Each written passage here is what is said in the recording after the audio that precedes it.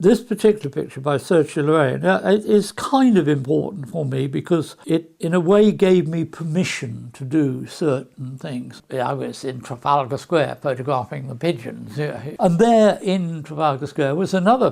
photographer photographing the pigeons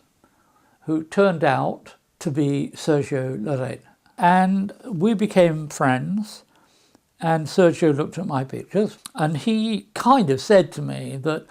this competing in this world of current affairs is really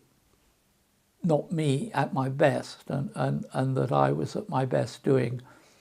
the much more personal kind of things. That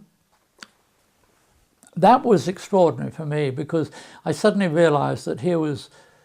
a photographer who took pictures that I really loved, saying to me, it's okay to go and do what you really love doing, Now, it happened that by luck, the colour supplements started in 1960s, and that was great for me because there was always a little slot in those colour supplements for that kind of mundane type of story, which meant that the only person that was left to fill in this slot of the mundane was me,